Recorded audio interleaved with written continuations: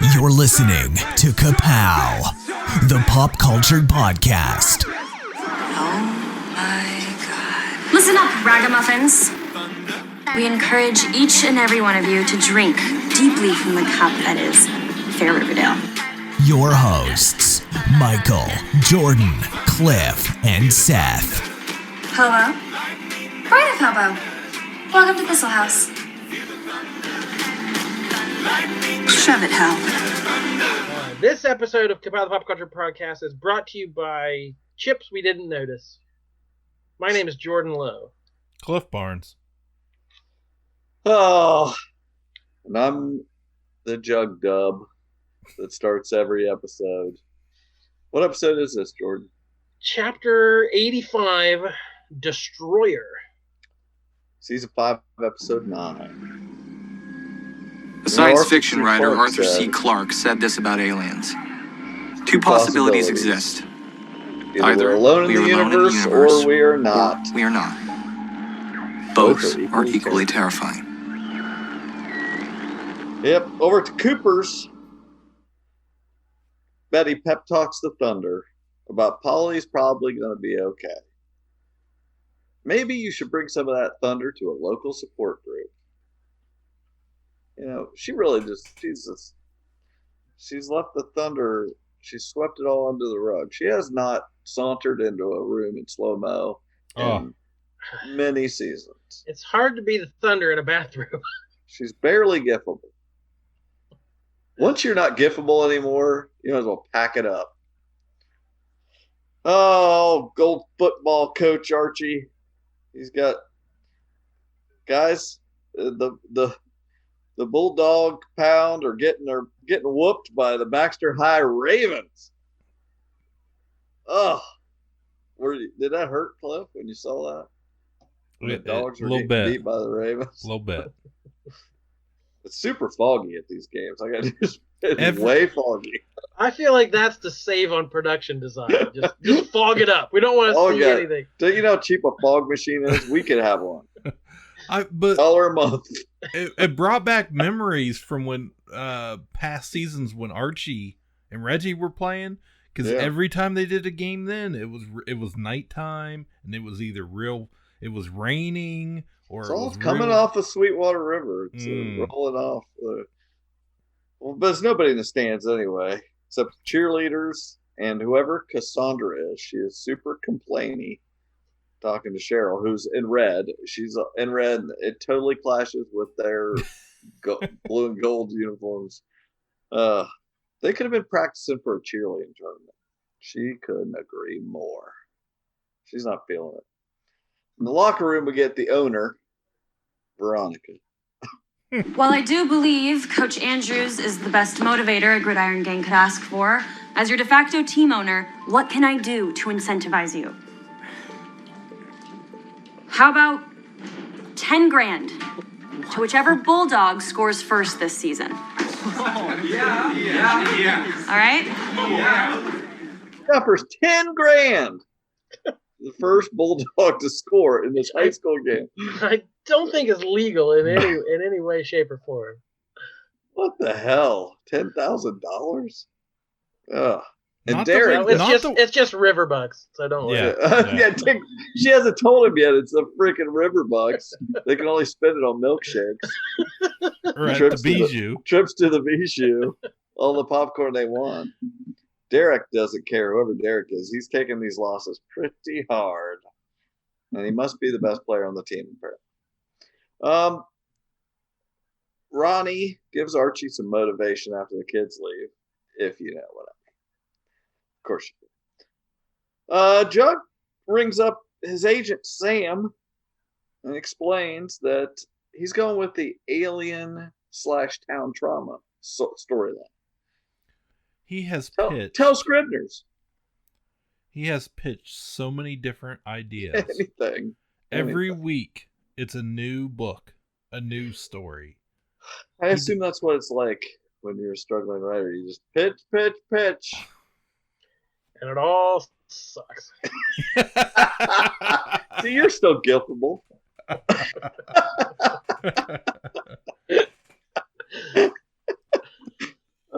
Albert Pops. I would actually like to have a gif of you saying, "Oh." I would use that. Veronica asked Tabitha to have a pancake breakfast, but don't order the syrup. It's like, yes, she has a source for that. Oh, we got a syrup hookup, don't you worry. Oh man. Also, Pops could sponsor the Bulldogs, you know. Who needs a sponsor when you're throwing 10 grand around? I know. It's all about getting some fans. Smash cut to the lounge. Cheryl will not share her syrup. So she is not going to fund the collection of tattered Devalians they call the football team. So basically, a tattered Devalian means ragamuffin and could lead to a slubberdegullion. That's all you need to know. Look them all up. I was more excited that when I looked up tatterdemalion, it led to slubberdegullion. Also, Cheryl says the Vixens can no longer root for the Bad News Bulldogs, which I thought was funny. And she agrees to one more game. She may even come out of retirement. That led me to go, do one of these. All righty. What are we going to get here? So Archie uses Ms. Bell. She showed up. He used her PA system to announce the pancake breakfast. Come and support us. Free pancakes. I don't know what's the point of, is it just to eat pancakes? Yeah. Is that benefiting anything? School spirit. Come out, free pancakes. Well, normally when you have a pancake breakfast, it's to raise it's a money. Different thing. Yeah. Right. That's not what this is. No, this is free pancake. Free pancakes, no syrup. Sounds delicious. Can't wait. Syrupless pancakes. The only syrup we have had a Mothman in it last week, so yeah. Good luck. Waiter. There's a Mothman in my syrup. Mothman in my syrup. What's he doing in there? Aha. Get that reference, anybody? Okay. Cop 2. Time to turn in those short story assignments, and Lerman Logan turns in one called "As Above, So Below." What's that, Jordan? Well, is there not an actor named Logan Lerman? Yes. He was the Percy Jackson character, Perks of Being a Wallflower. So we took this actor and just switched his name backward. Riverdale's usually way more creative than that. I was getting on us last episode about not looking for some stuff, and I don't think there is stuff in there anymore. There's no Charles Chickens. Right. Yeah. So Lerman Logan. Yeah, I don't know if that's a reference to something, but it seems like an old sci-fi As Above, sort of So Below. story. Yeah, I thought that was something, but it includes a freaky ass demon picture on his short stories. That's what he does. Over in shop class, Betty gets a call from Glim. The blood on the phone booth is AB negative, which everyone knows is the rarest type, only 1% of the population, and a match for Polly. Glenn's so sorry. Screw you, Glenn, she says. And I was like, what? She was like, hated Glenn. Yeah. I was like, what? I didn't understand that. We get Waldo. I forgot about old Waldo. He's still running that school. Still wearing his glove. Yeah. Yeah. Literally fingerless gloves. Okay. He agrees that the short story is a little bit weird and disturbing. Yeah, it's about aliens and Mothman and more people and spaceship operations. But this is a good kid. Kids do weird stuff. He's trying to tell Jughead, don't freak out. Kids do weird stuff. And, that kid's come in with black eyes, broken bones, and stuff before. If we let that go, we're certainly going to lucky this kid could write a story. Right. He's doing better. Pancake time. over at Pops. Isn't that where they have the pancake breakfast? Derek's mom is like, I don't give a crap about the Bulldogs. Derek's got to make it. I'm worried about a scholarship. Yeah, bringing back that breakfast club. And he's like, she's like, we gotta do. Can you do something about this, Archie? I didn't think so. So no. Coach Reggie is there having some dry pancakes, and he says that the Bulldogs must withdraw from the league because they're tainting the league's prestige. That's right. They are. Wow, that's a slam. They are. Your school is tainting the league's prestige. You know, I was with Reggie on this one. If I was, he was just, you know, Archie's like, it's not all about winning, Reggie. Keep telling yourself that, loser. And I like as he walks out, he goes up to every kid. The best. loser in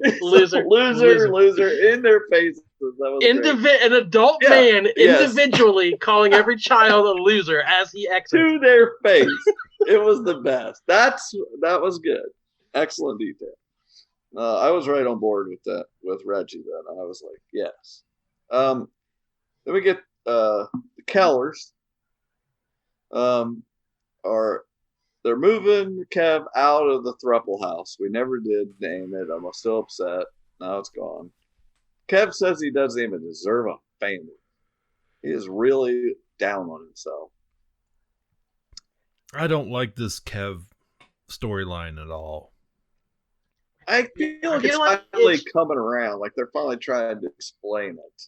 Yeah, it's trying, but it didn't really work for me. Of like him self-sabotaging and all that stuff. Just not the story we wanted, but it's the story we got. The Ram tells Veronica that his Stonewall stallions are going to be wiping bulldog blood off their cleats for weeks.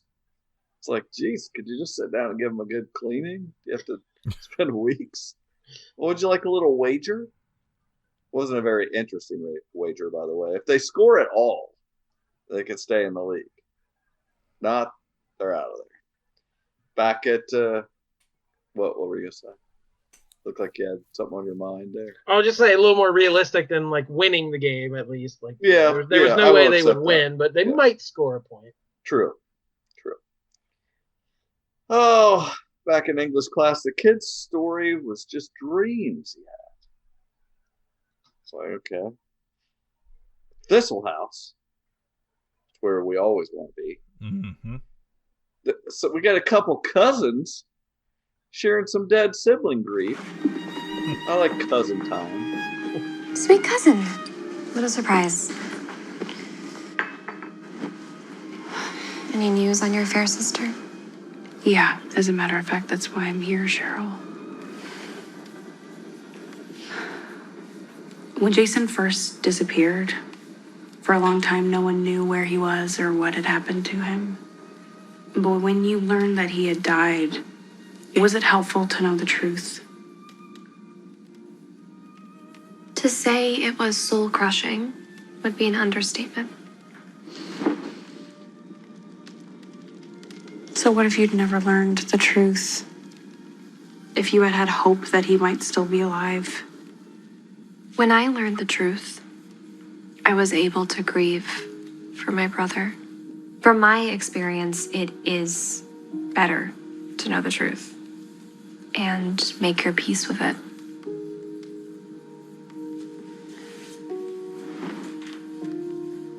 Does this mean Polly's?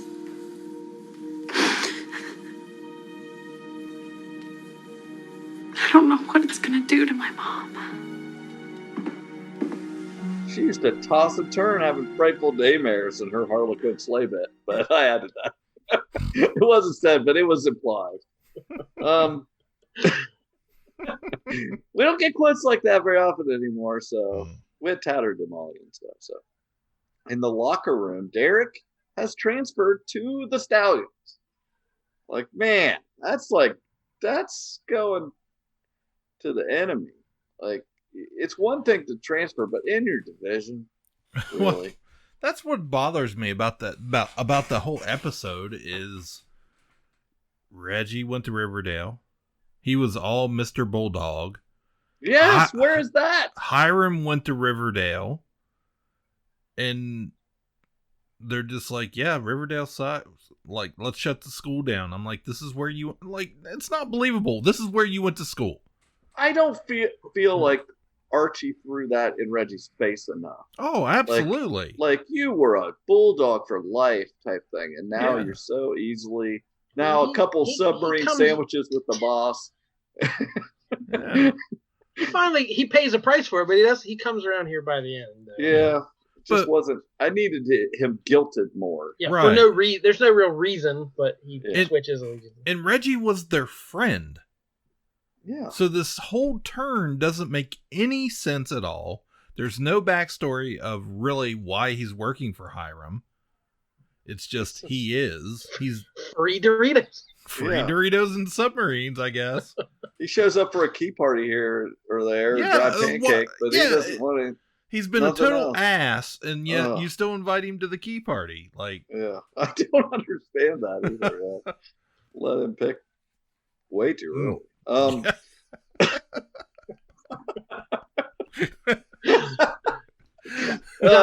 Got Dorito dust on all the keys he touched. Right. Like, we only have 10 players now. That's going to be a problem for a football team. The Coopers. Betty is literally just going to lie to the Thunder about the blood, because what are you going to do? She can't get any more down the dumps. She'll probably kill herself. So. I'm starting to think she's not a very good FBI agent. I keep forgetting she is an FBI agent. She's teaching shop class. Right. Tell Glenn to fuck off. Yeah, she does not have 100% of her attention on the crimes. Yeah. So next morning, Thunder is hyped that Polly's definitely not dead, so she's going to host. She's hosting the support group. She's cooking breakfast. A lot of breakfast always at the Coopers. Pancakes solve everything, I guess. Oh, with syrup. She's going to need, but she's going to have some breakfast and a very important plot point.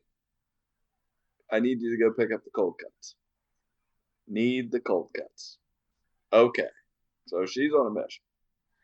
Principal's office. What's the buzz, Waldo? Jug just comes sauntering in. What's the buzz, Waldo? What? So, Lerman's parents are there, and they are ticked. Mm-hmm. This kid's got to switch English classes. We can't have you digging into his business and such, I guess. If Jug messes up even a little more, he's done teaching at Waldo's school. You can head for the door. In my notes, I wrote, it's almost like Jug isn't qualified to be a high school teacher. That door. It's almost bringing people in off the street. Why doesn't he tape one of those fingers down in that glove, too? So, like, it bugs me. Over to White Worm, Cheryl tries to get Toothy and Kev to work it out. Kev says, "Butt out." Oh, we go to Pop's to pick up the cold cuts, because that's where you get cold cuts. Is at Pop's. Betty tells Jughead about Polly's blood, and that she must have been alive for weeks till the phone booth, and that's kind of sad, because we almost saved her. She really was alive, but now she's dead. Jug knows a guy. Let's put these cold cuts on ice, he said. And I thought it's a really small town. You could have run them back. Alice is waiting on those cold cuts. Oh, I know. Like, you could have just stopped at home before you went on your errand.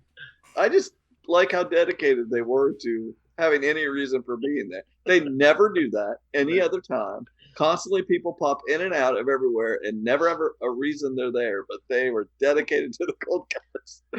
Oh, ridiculous. Anyway, so they're going to go visit his guy. At practice, Britta is over it. What's the point, Coach?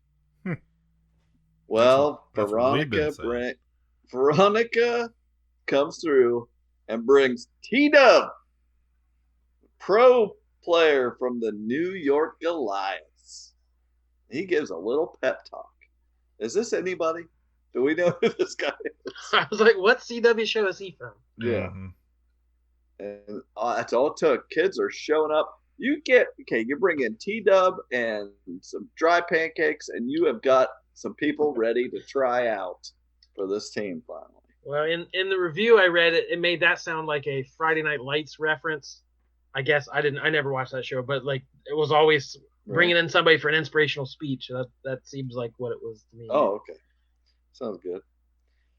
Well, the Rams getting ticked about all the Bulldog hype. Reggie's benched. Ram is going to coach. He's taking over. Well, that's it. Reggie's out. He's going back to the Bulldogs. Didn't even get shamed. I'm still upset about that. Yeah. Oh, so Jughead's guy is, of course, Paste Pop Pete, Junkyard Steve, Dreyfus, whoever. And he says that it's the Mothman because the phone booth and because they use the fusion reactor allows them to levitate, blah, blah, blah. Betty's like, this was a waste of time. Yeah. I like how super matter of fact he is. He's telling he's just telling them what they need to hear. Oh, and all I could think the whole time was that Jughead needs to dig that hat up because his hair's all flopping around. It's ridiculous. And I forgot to mention the reference. Like when the show started, it felt like a reference to that Vast of Night movie that just came out. I thought that Jughead with all the old technology, like with the look at like listening to space and stuff. It felt like a reference to that. It did feel that. I don't know if it was, but it felt like it. Over in Betty's room, remembering Polly. We get not eating cold cuts. Yes, we get a close up of Betty's green eye. She green. I don't. It was just like, what are we looking at? What was happening? And she loads a gun. Like she gets right up to the mirror and is looking in her own eye. And I was like, this took a turn. Yeah. She loads her a gun and takes off. Over at the El Royale sauna.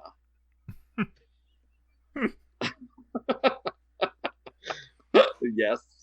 The rest of the place has been trashed and isn't workable, but the sauna is top notch. Yes, it's still, we get randos coming in there. We got a new guy in there, steaming it up. Yeah. Kev comes in, it's getting a little steamy in there, and he flirts. He read that room wrong. He gets beat down. Yeah. I felt bad for Kev.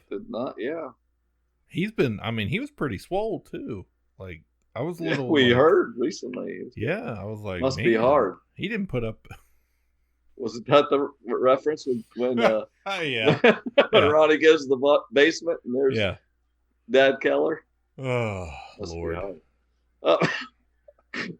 So Betty's out saving lot lizards from truckers. Tell your dirtbag friends the party's over.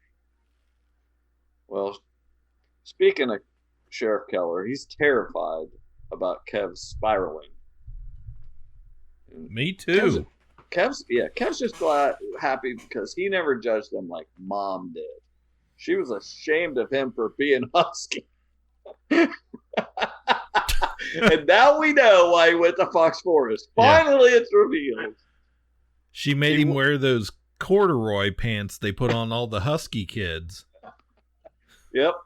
Well, not to get personal, not to get into too much trauma, but I can tell you for a fact the word husky is triggering to certain people. I want that gift too. The word husky is triggering. Give me that gift. Going into a clothing store as a child and hearing, "Where's the husky section?" said very loudly,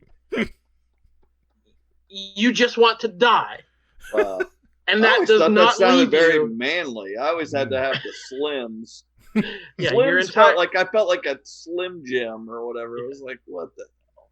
So the word, it seems like just a very benign word, but the word husky is loaded to certain folks. They always had very descriptive size terms back in the days. Right. Slims, huskies. There were tough skins and things. Yeah. Usually the huskies. Ever tell you guys about my tough skin story? No. I was friends with this family we grew up with, and a bunch of boys, and I remember going over there, and we were getting a little rowdy, and the dad got mad and was looking for us, and the boys we ran in their bedroom, and they threw me a pair of tough skins, said, "Put these on," because apparently we were about to get beat. And they were like, and they would go put on their toughest skins. Wow. Luckily, it didn't happen. Hurry up, Dad's coming. Put your whipping pants on. I'm a slim. Give me the slims. They've only got my corduroy in my size. Oh. Anyway, he would go in his husky corduroys to Fox Forest to, what was he going to walk or something to exercise? Well, that's all you could do was walk in them, because if you ran, there was so much friction. Right, yeah, he'd burn down the Fox Forest. Yeah, that's right. And then some dude. You need witches. You need witches to get the fire away. Yeah. Some dude, exactly. Some dude told him he was cute while he was there, and that was it. Oh man! So that kind of implied that that was weird to me. Like that didn't fit. Yeah. Anyway, I don't know. I don't know that's not a lot of people's coming out story, I guess, but yeah. In Riverdale, who knows? Last time I was at Fox Forest, I got stabbed by some guy in a transit. Yeah. So Mom's issues washed away. Since then, he's been cruising. That's what my notes say. So as Cheryl, season 2 said, he's a smoke show, not a Pugsley. So just remember that. Poor Kev. He's struggling. He's not like Betty. He doesn't live in a pale pink world of milkshakes and first kisses. Waldo tells Jug that Lerman ran away. Betty beats up a trucker.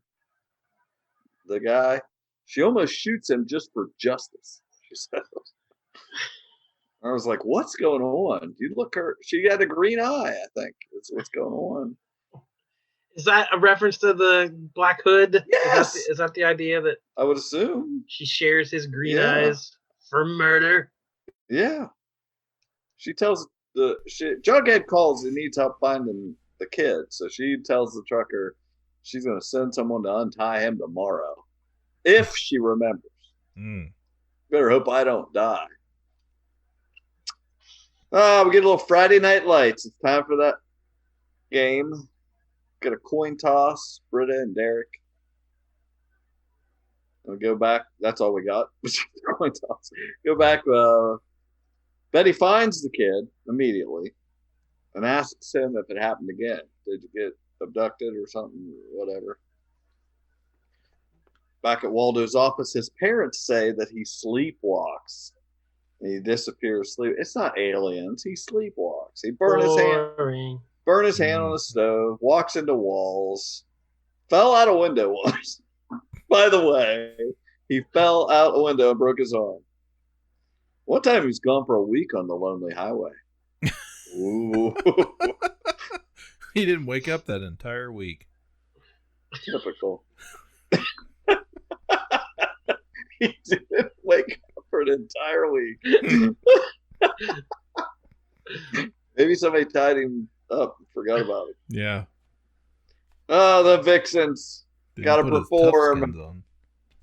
Cheryl's does her red tracksuit dance and sings. Man, does she?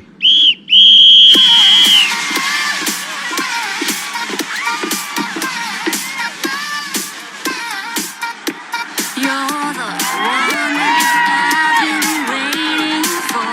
Gotta quit this crying.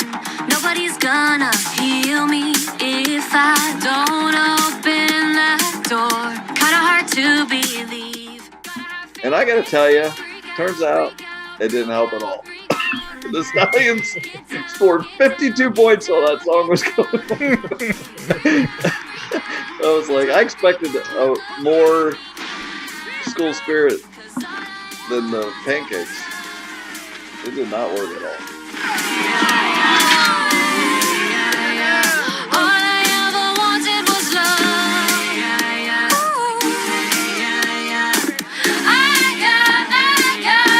I want your stupid love.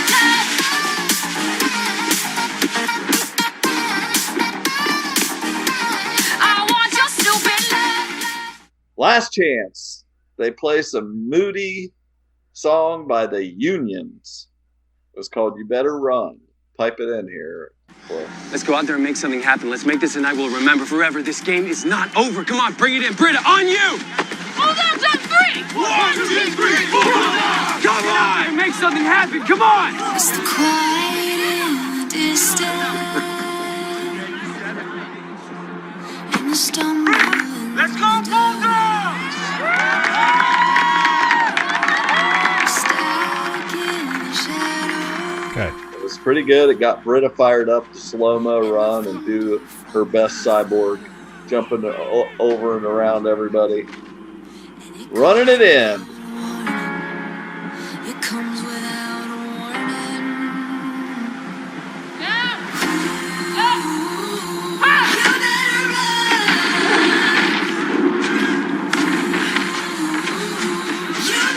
Go, go, go, go, go, go! There's no time to think it over. There's no time to change your mind. You better run. It's the way above your footsteps and the clouds of ash and dust.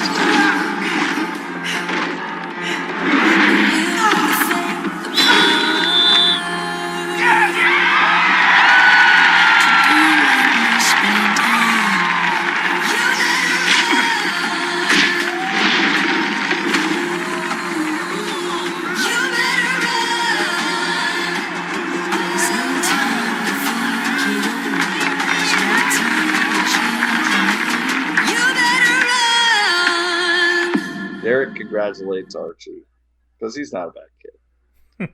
Just needs a scholarship. Glim is at the Coopers and tells the Thunder, oh, by the way, like how about Polly, how she's dead. Who does that? Oh, Glim. Oh, Serial killer. Yeah, TBK. Yeah. He's taken over the case from old Nancy Drew with the dragon tattoo. He's out of it. That was episode 9 of season 5. Destroya. Oh, paranoia will destroy ya. Then what? We get a mid-season finale? Is that what we're dealing with here? This is it. Yeah. Till For 3 months. July 7th. We're going to get nothing for 3 months, so enjoy it now, people. Sink your teeth. This episode better be good. Episode 10, The Pincushion Man. Is that I love a it movie? already. The Pincushion Man. That didn't seem like anything I've heard of. I know the Wicker Man. Yeah. True. Yeah, that's a man. Speaking of men, I prefer the bobby pin man. Yeah, that would have been. That's the kind of pins we use on Riverdale. Jugatha are dancing and cleaning and Pops and kissing. This one is one of my all-time favorites. Duran Duran, top 5 for me.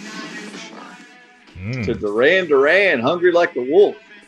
It's like, all right. I'm shipping those two. They're adorable together. They are adorable. He runs off after this quick kiss. Sorry, I should go. I'll go. I have school tomorrow, so I gotta get to those damn kids. Totally. I will see you later then. Glenn's in a robe because apparently they did it and they're together, even though she is mad at him, told him to screw off, and then she's mad at him because he told the Thunder, and they're still together. I don't understand.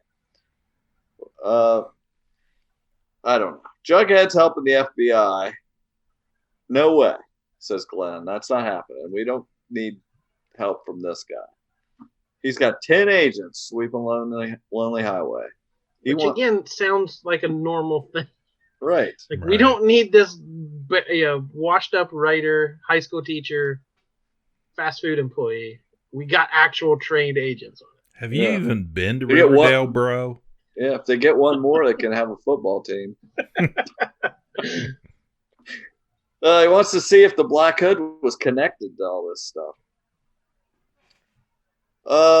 Archie and Kev and Waldo are hanging out. They're going to get parent-teacher night ready. They're in charge. Archie and Kevin are in charge of parent-teacher. They've been there a week. Why not? Yeah. The failed football coach, RROTC, and Kev, who's whatever the hell he's doing. Does he teach husky drama teacher. He teaches drama, that's right.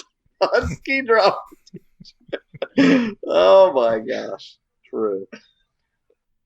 No issues there. The two people with the most issues are going to talk to parents about their kids.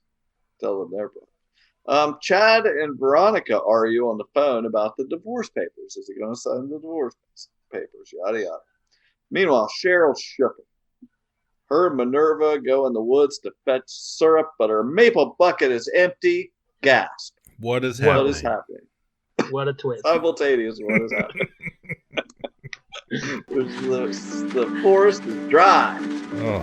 Cheryl Blossom, have you lured me out here to seduce me? Mayhap, Minerva. But it's also time to harvest our sweet, sweet sap, which will in turn become this year's bounty of maple syrup. What is it? I'm shooketh. Our maple trees have always provided. Exactly. I'm shook too. Nana Rose. This town is built on maple syrup. Yeah, Nana Rose says that Cheryl's cursed and not meant to be happy. The Maple Grove will be a barren burden on them. We got to pray.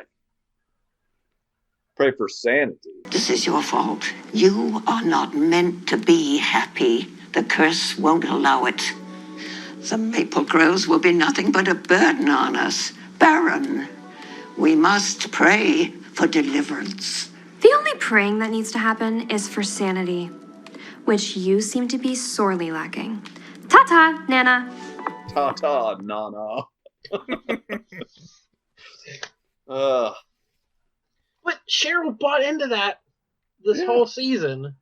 That she had to suffer to save them from the curse, and then now she's like, screw the curse. Yep, I don't believe in that anymore. I'm back to dancing at high school. Yep. Just shake that curse off, ladies. Sam calls Jug and says Pop Culture Weekly is offering him their Stephen King slot. So maybe write like Stephen King. Yeah. Okay. Sure. Easy peasy. The Ram tells Reggie he's digging for gold and needs to follow a vein under Blossom's maple groves. Did he really say? I didn't rewind. Did he say he was digging for gold? No. No. What was it? Palladium. Palladium. That's even more ludicrous. So, how did I not write that down? Somehow we finally got the Rams playing. Yeah, which made and no it sense. Almost didn't matter. Yeah, he had been mining for palladium at the prison, palladium? Behind the prison, precious metal under the prison. This on the scientific table. Yeah, it sounds like it should be, right? Yeah, and now he needs to do it in the maple forest. I don't know. What you got there, science guy? Palladium is a rare and lustrous silvery white metal discovered in 1803. Why? Oh, here people ask, why is palladium so expensive? In short, it's because demand outstrips supply, and has for some time. Well, thanks Google. Well, guess what? We found a vein going under the Blossom Maple Groves. Let's see, I wrote down Reg promoted from bogs to groves. But I didn't write down the whole thing about Palladium. So I was excited for Reggie's promotion. Flip and I are grunting at the same time. We both go, Yeah. So Reggie betrayed him last episode and got a promotion this episode. Archie's commanding officer, General Whoosywhatses, wants to give him an honor, the Silver Eagle, for honor and duty and all that stuff, and it seems fishy. Betty listens to tapes of Hal, and he was connecting with women on Ned's list, just like the lot lizards do. Chad sends infidelity photos to Veronica of her with Archie to scam her up. We get a little further bit in the next scene of some RROTC friction with the general. At this point, I had totally forgotten that Archie is still in the army. Yeah. He's stationed at Riverdale High School. Yeah, at the high protecting the high school. Yes. At the Cooper. Oh, Reggie brings flowers to Nana Rose. My granddaughter is not at home, and you, dear boy, are certainly not her type. I'm actually here to see you, Miss Blossom. About your lovely groves. May I come in?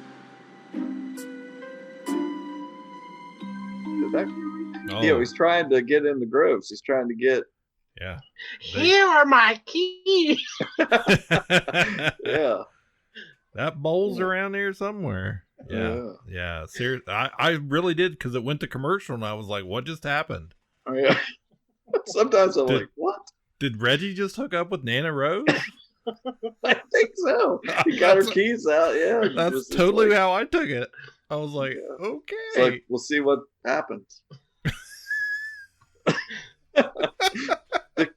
At the Coopers, the Thunder gets a call the twins had an accident.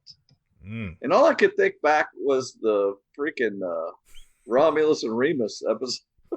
We got all this twin stuff happening, and there's one, when's one going to get hurt and one's going to be magical and what all this stuff. And I don't know. I don't know why they would get all upset about the twins getting in an accident, because they tried to throw them in the fire. They let Chick take them for a walk by the river. And early in this episode, they're being real creepy, like showing off. They got that serial killer gene. So oh, they're made of that shit. You pop a top and pour it out of them. Oh.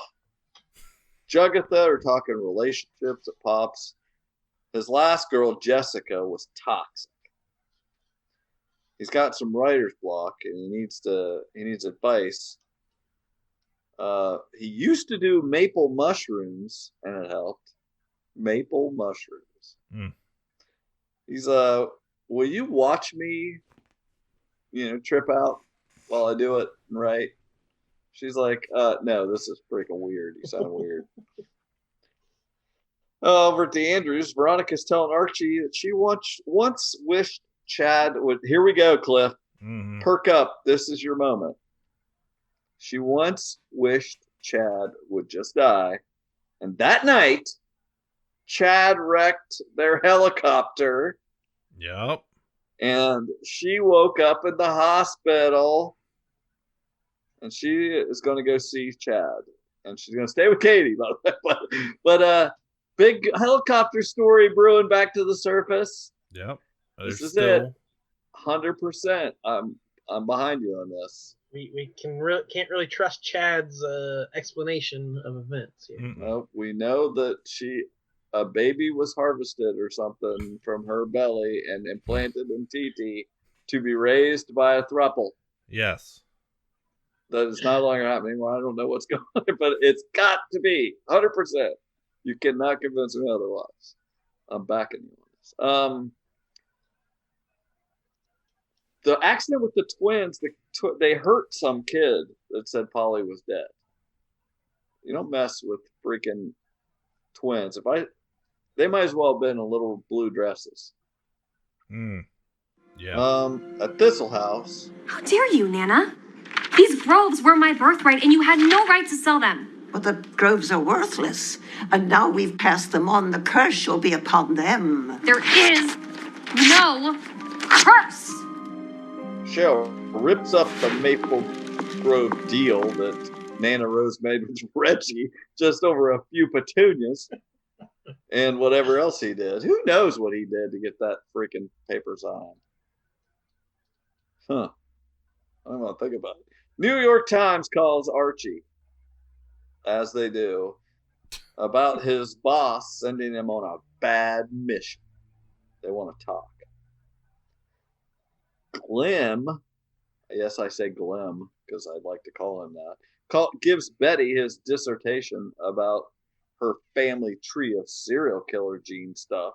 And she slaps him. She's back to hating Glim. Over at Shankshaw, I assume. Oh, definitely. A visit, definitely. It must be Shankshaw, where Archie tells Uncle Frank about the reporter and General Taylor trying to buy his loyalty. And Frank says, stand up for the truth. And I was trying to think, what was he doing in jail? It took me a minute. Yeah, I was like, why is he in jail again? He's a mercenary. Yeah. Oh, he turned himself in. Oh, for being a mercenary. Trying to murder some husky kid at the high school. That's right. As far as we know, that sounds good. Something's brewing in this jail. Something's brewing in this jail, like a riot. He said. It's like, okay. Cheryl tells Raymond that the contract is void because she had Nana declared senile years ago. Legally senile. Legally, yes, legally I did senile. That. Yeah. Legally senile. I've done that to you guys a long time ago, so don't come at me with your contracts. Can't sign anything. It's going to do you a bit of good. But she doesn't make a decision without going to Nana and asking her opinion. Yeah. But legally, we got to make sure she's senile. So, yeah. Read and weep, Nana. He tells Reg to fix it. Get back on the case. You're gonna have to go back and do something else to that old lady. Reggie's like, man, what a waste of time. I think of the things I did.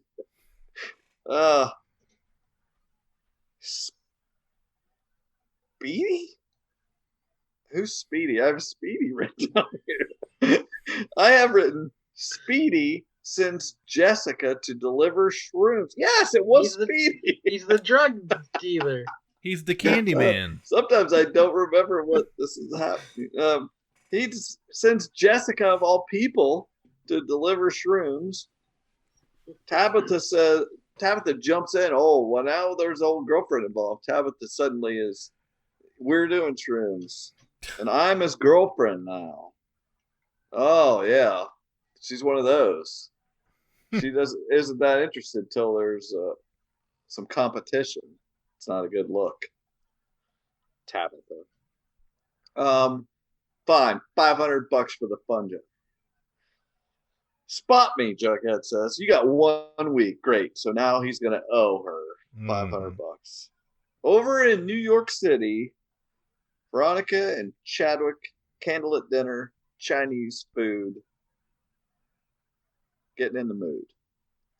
To sign some papers. You saw the jewelry store was open, right? Okay. Back in Riverdale. She got the store up and running. Mm-hmm. The name of it, La Petite Bijoutenaire. Did see that, and I just went, whatever. I did notice it. That was the little shop. Yes. In French. In French, that means the small jewelry store. Oh. So not a real creative name there from the Wolf Mother of Wall Street or whatever she is. She-Wolf. Yeah. She-Wolf of Wall Street. Come on. Jeez. So she is now the she-wolf of a small jewelry store. There's no better way to describe it. At the bunker, Tabitha cooks some shrooms into a sauce, which is very, what we got here? Couple of movie references there. You got what's that Daniel Day-Lewis last movie he had there? Shoot. Paul Thomas Anderson. Phantom Thread. Then you got The Beguiled. A lot of cooking mushrooms going on. Puts it on a burger because that's how I eat mushrooms, on a big burger.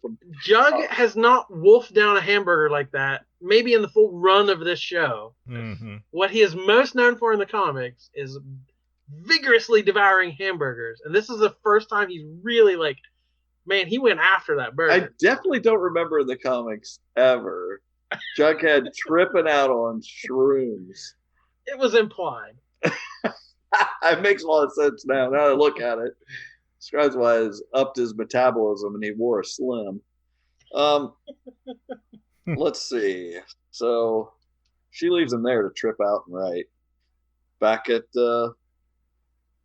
dinner there at the She-Wolf, they're playing. Chad's playing their wedding song. Would you like to dance? Oh, Chad's got some moves. Oh yeah. She asks, if he crashed. So did he crash the helicopter so they would be together in death? Wow. Yeah. That's not very romantic, but maybe he thinks it is. She's a little worried. It's like, no. What are you talking about? Well, didn't they? I think she said they had a big fight before that. Okay.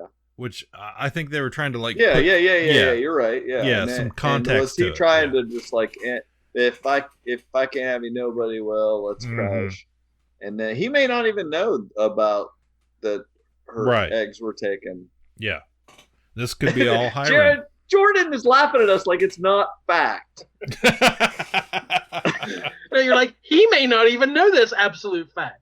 That the ram was at the crash. You know, when she was taken to the hospital, he had her harvested because she might die. She was in a coma. Yeah, we have this all figured out. All of this happened, obviously. Obviously. Nope, none of this has ever been said on the show, but obviously it happened. There's a baby out there. Must be hers. Must be hers. Why wouldn't it be? It's definitely not Tita's. No. Can't be. We'll find out. When that thing is born with a submarine sandwich in its hand and eating Doritos. Wearing husky pants. Yeah.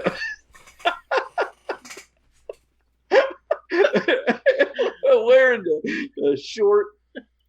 Yeah. Got the short size on. That's it. We're going to have an episode of Maury on Riverdale. Oh my gosh.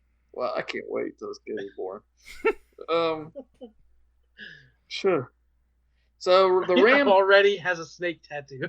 The ram might as well have had a TNT box with a thing, and then he's like blows up the prison wall. Tick. Outpour the Blutos. Out come every Riverdale bad guy there ever has been. This is like that Batman Nightfall famous story where they released all the villains from Arkham. This is the full rogues gallery of Riverdale. The raft on the loose. The raft is freaking busting open. Everybody's coming out. It's welcome to the Rock. They're gone. They got tall boys and short boys and everybody running everywhere. War baby. Husky boy. Then he sets the Maple Grove on fire.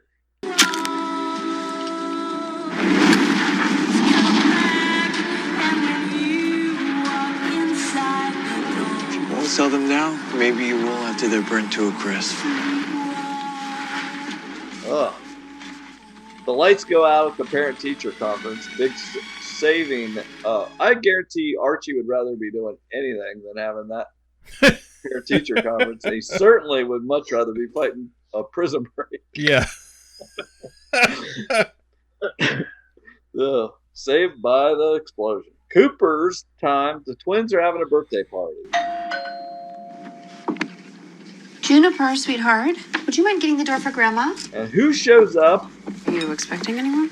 No, I may have forgotten to invite the Blossoms. Charles. We brought him up earlier. Check. Hey, Mom. Little sister.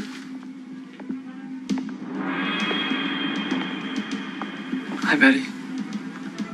You missed me?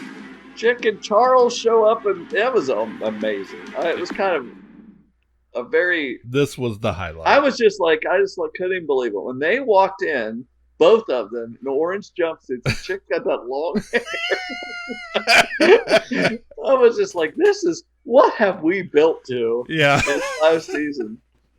Mom, my serial killer brother's here with my fake brother. They're in love and we're going to get married. You sit down, they've got guns. Where'd they get all the guns? I don't have any idea. Was this a gun explosion? Did you splatter guns all over the place as you come out of the prison? Why are you here, Charles? Destiny. There was an explosion at the prison. While all the other prisoners headed off for the hills, we came here to celebrate with our family. Chick and I would like to be married with our family present. How? You don't even have a minister. About that, Betty, Charles had me get ordained online so that I could marry them in prison. But this is so much better. I mean, at home sweet home. They come there with their guns and sit down and say, "We want to get married." And the thunder is like, "I got ordained for this moment." This is going to be super romantic. Yes. I want to get ordained by the Church of Riverdale. Oh. Wow. At the school, Archie's getting attacked by some escapee. He grabs tire iron, not the guy. He grabs an actual tire iron, and meanwhile the school's overrun. He keeps fighting them. Kev tries to fight back, but has a little trouble. Then they're going to hold down the fort. They fight. They're backed in there, and they're going to barricade. And Archie and the general are going to, keep them safe. The Coopers, Glenn shows up. He went to school with Chuck, the FBI Academy at Quantico. Of course. Chuck says they should play a game. We should play a game then. Uncle Frank finds Archie, tells him the prisoners were paid to trash the town. Apparently that was after the visit Archie came. Then he found out they were paid to trash the town. Archie says, if we oil up, we can slip the we can slip the civilians out through the tunnel. There's always a handy tunnel in Riverdale. Right. And Archie knows them all. So the Coopers are going to play their game, the Pincushion Man. So this fun game is called Pincushion Man, where the youngest member of a family takes a pin and sticks it in the Pincushion Man. Tonight, that man is Glenn. No. And if memory serves, Juniper is the youngest member of our family by 3 minutes. So, of course, Juniper goes first. She's the youngest. Don't act like you don't know the rules to Pincushion Man. Yes, you take the pin, also, or butcher knife, and you slip it into your nearest glim. Here's your pen, little lady. All you have to do is stick it in the Pincushion Man, nice and deep. And then Betty's like, "No, Chuck, there's still hope for the twins. Don't have them kill Glim. I'll do it." Please, please, please, Charles, I'm begging you. She's 9 years old, okay? This will scar her for the rest of her life. Me and you, we're lost causes. There's no hope for us. But there's still hope for them, okay? Please, please let there be hope for the twins. Please. You're right.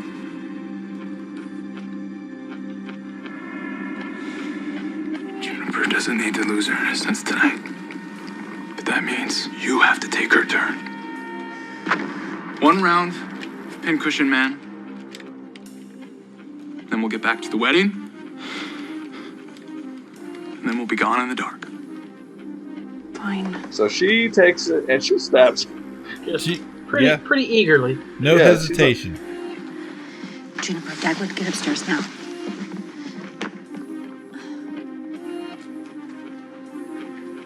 Please don't do this.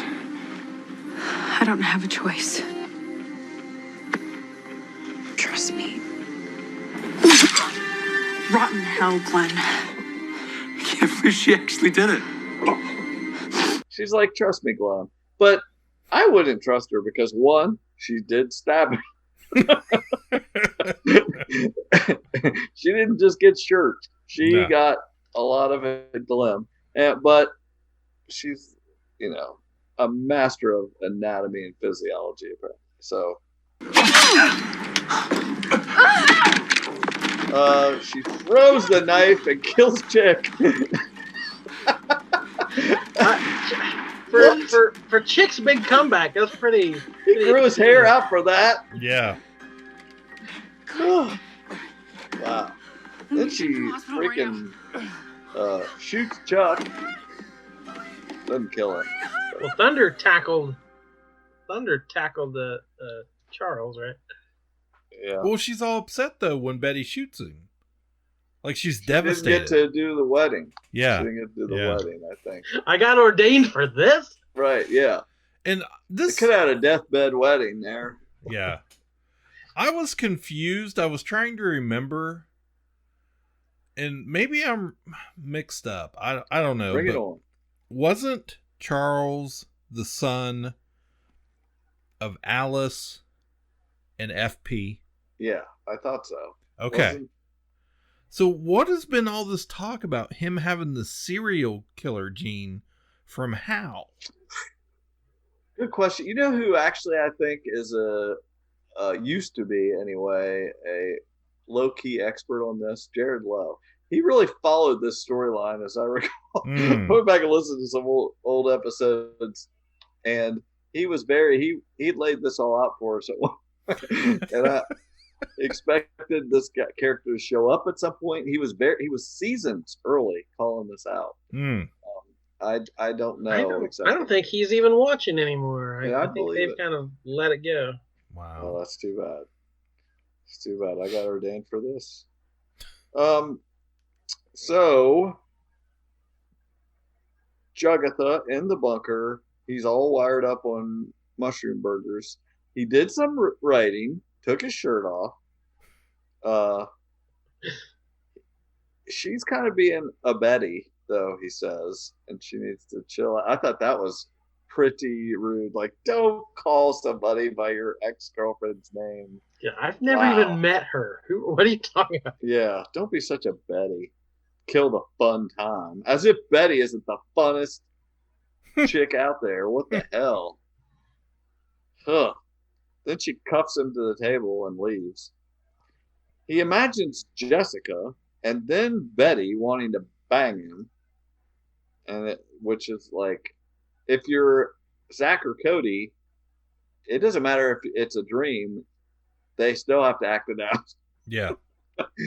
And I'm sure he was fine with it. So Betty apologizes to him about screwing Archie. And then he sees rats. And I was like, this is a weird dream. And, I don't know.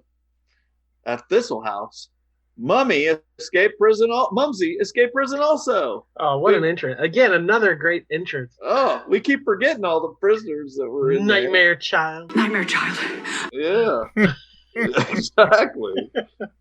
She tells about the maple fire that's going on in the freaking forest there. And I have escaped that hideous prison, and praise God that I did. Flames are encroaching upon Thornhill. Quickly to the window. Our crofts. The curse. The curse of our ancestors demands that all living blossoms must die. Unless we sacrifice the interloper. Nana says they should sacrifice the interloper. Oh, hell no. Don't worry, she's legally senile. Don't worry, Minerva. Minerva got the hell out of there. Yeah, Minerva runs like hell. She's like, oh my God, what the hell is going on? No, I thought I was just going to get painted. We must pray. Pray for what? We must pray for wind to divert the fire. Oh. Mumsy says they should pray for wind to divert the flyer, and that set me on a full evening. I didn't get to sleep before work the other night because I listened to episode after episode trying to nail down when I predicted that Cheryl was going to be a witch. I wondered how you had the exact episode queued up. Yeah. Oh, it took a lot of listening, which, by the way, it was very pleasurable. Season 2 is the best season. That was a sweet spot. And we were killing it. And if you bump up the speed a little bit, it's a breeze. But I kept like finding myself refer to my prediction. I kept see, and like I said, that it's going to happen, and it never did. But I just kept referring to. I think this is going to happen, and I had to keep going back and back and back and back. And I still think I didn't get the earliest prediction of it, but I couldn't find it. But that I'm sure Cliff will lay it in here where we call it out in season 2.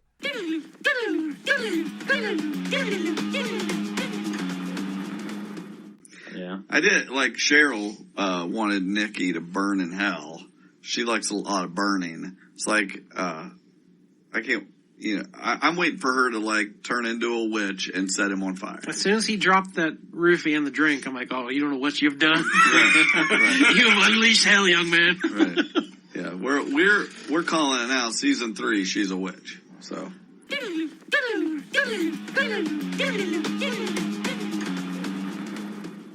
It still hasn't happened. But I feel like the Blossom Ladies are about to witch it up finally. They've been hitting around for years. Come on, I feel like it's going to happen. They're going to pray for a wind. I think there's going to be some sort of ceremony. So we got to wait 3 months. Oh my God! In New York City, Chad's talking about some bad investments he made in her jewelry store name. So that's in La Petite Boutique. He's ruined that, sullied the good name of the little shop or whatever. Oh my gosh! So if they divorce, he can blame her about everything. Yeah, you think the she-wolf would be a little bit more better savvy with her money? Yeah. That store's been open for what, a week? Yeah. She's probably regretting giving $10,000 to Britta.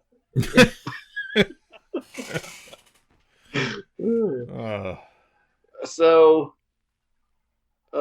give me time to make all that money back, Ronnie. I'm just like, oh, Chad, you suck.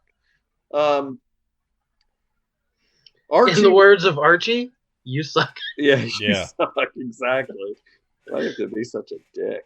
In the words of Gronk. Archie won't accept the accommodation. He's talking to the general about the cover-up. The general's like, you'll be my scapegoat. It's like, I'm not scared to testify. We'll see who Washington believes. I'm like, what? Please resolve this by 3 months from now. That's all I ask. Jug wakes up in the bunker, and he wrote episode 4 of the transubstantiation. And the bunker hatch opens, and light shines down in, and you all expected Archie to slip down in there, didn't you? Just flop down into there. Didn't happen. We don't know what's going on. Is this the aliens? At the Andrews, Frank and Archie and Mr. Jackson, if you're nasty, are talking about Molly Ringwald is going to help Frank with his case. And enjoying some delicious Tostitos. Okay, I didn't even notice that. I was thinking about I was like, how is he just sitting there? And what a waste of a marketing budget that a man with a notebook taking notes on the show didn't notice it. Tostitos, Doritos, you spent your money wisely. Yes. Tostitos, wrong move. Whoever did the submarine sandwiches really failed because they got no credit. There was no branding. Yeah. I just loved the word submarine. But anyway, I was more concerned with the fact that Frank was in street clothes and just hanging out there. But he did explain that Molly Ringwald was going to, take care of his legal problems here for busting out of prison. Veronica calls and tells him that she's going to stay in New York City for now. So that wraps up her. Let's see, we got the Ram and Reggie saying today's a good day. They burnt down the forest and going to get to the Palladium and all that stuff. The Coopers, Betty, it's only a flesh wound. Chuck's going to live. Glenn's going to live. No mention of Chick. I think Chick's dead from night one. Obviously, he can't be dead, but he looks like he should be dead. And we end up, Tabitha finds Jug's bloody cuffed to the table. Yeah. And he's gone. And that was it. That was the end of the Pincushion Man. So that's all we get for 3 months. Wow. What that's do you a think lot of that stuff. we will pick up immediately? Yeah. After that, or I'm will there not be sure more time? how much planning time they had, or if this was a necessary delay, or if they planned it just to break here and move. Who knows? Yeah, I have no idea. I have no inside knowledge on that. I had one other reference. She said about the FBI has an office, the northern office in Derry. Oh, there's a little Stephen King. King reference, the town in It. Which again, the northern office, like where are they? They have to be on the East Coast there somewhere. If that's in Maine, I guess. Mm-hmm. And I thought it was funny how Betty starts to become like a truck driving vigilante. Yeah, she kind of drove skipped off in over a that. truck. Yeah, she did get a truck. I thought it was interesting. She got her CDL license before finishing her FBI training. Wow, true. She's never going to be an agent. She just keeps putting it off. Yeah, it was good. It was good stuff. I was most excited about the Cheryl stuff, and I want her to be full on witch. I want her to. If you are literally just going to throw away the fact that you could be carrying a bow and arrow around all the time, yeah, that's true. Then you sure as hell better be witching it up. But they had a whole show about witches in Riverdale, and you didn't watch it. So what's do you so think appealing? that maybe I remember being disappointed at the time, thinking that the reason they weren't doing it, I think this is true, the reason they weren't doing the witch stuff is because of that other show. And since that show has run its course, now they can hit that. That's a theory. That's a theory I will subscribe to. Yeah. I think that they wanted to go down that road, and then they didn't want to step on the witch stuff in Greendale. So they, which is in Sheriff Keller's jurisdiction. We do know that. That's where Grundys go down. Wow. So that's it. That's all the Dale halfway for the next few months. Do you think that's half? There's no listing of episodes. Like, are we going to get another 10 episodes or whatever? I think we're right about halfway. I really do. Good. I'll take 10 more Riverdales. Yeah, I would too. Give me 3 months to cleanse my palate. We might actually do some other kinds of shows. We might get to some other stuff. Wow. Imagine that. It's exciting. Nice to have a little break. All right. Well. Okay. That's you it better for put the the Bradys to bed there, Cliff. You got them all the kids are looking at you. Yeah. Tuck them in. Yeah. Get our husky pants on, our tough skins. Here's a story of a husky Brady. What are you worried about? Your underoos? If you're gonna bet some 80s clothes here. Cousin Oliver, he wore huskies. Oh, No yeah, doubt. he hated it. He hated it. So. All right, on that traumatic note, we'll just leave the Dale for now. But we'll be back with other fun pop culture-y stuff from your friends at Ka-Pow, the Pop Culture Podcast. My name is Jordan Lowe. Cliff Barnes. Bye for 3 months. Ka-Pow, the Pop Cultured Podcast, is intended for entertainment and information purposes only. Sounds, music, and clips played during the podcast are property of copyright holders.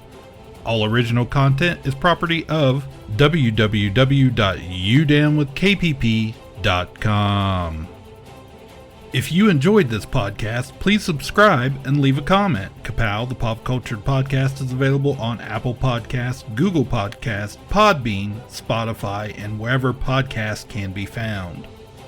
You can connect with us through social media on Facebook, YouTube, at the Ka-Pow Podcast on Twitter, or email the show, Ka-Pow, the Pop Cultured Podcast, at gmail.com.